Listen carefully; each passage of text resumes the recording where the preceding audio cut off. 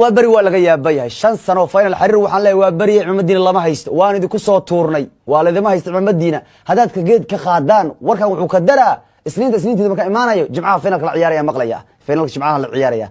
isniinta ma hadaan nimaan igo koob ka qaaday ciidamada maxaad u haysataan reer xamar dadka jagma muqdisho ku nool hayska baxaan degmooyinkiina dhan iska baxa xamar waa bari ba iska leh banooni marka laga hadlo 5 sano xiriir in final la gaaro 2 sano ay lumiyaan 2 sano way qaadeen hadii sanadkan ku darsadaan 3 sano xiriir baa la qaadaya koob 5 sano final xiriirna weeyaan kabtan Soomaaliya waa ka way markaan saan record u raadiyay oo aan raadiyay recordka saan u fiiriyay shaqul gaal leeyahay bis shaqul gaalna Real Madrid ay soo celisay bis tartanka Champions League way 5 sano xiriir final ka gaareen ciidamada waa bari caawa garabka kuma haystaan waa iska tuuray baa iska baxa 5 sano xiriir in final la gaaro waxaan caadi ahayn waa wax aan inaba caadi ahayn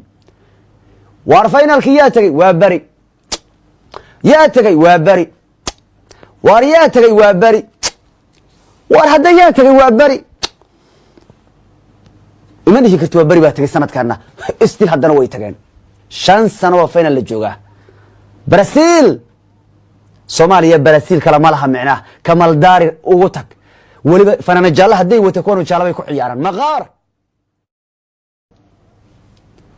kooxaha degmooyinka oo dhan waxay rabaan nimankan waa bari in laga hor istaago maxay waxay rabaan isbedel cusub ay rabaan degmooyinka muqdisho dhan waxay wada taageerayeen Shangaan wala wada Shangaaniisna laakiin bariga ma yaqaano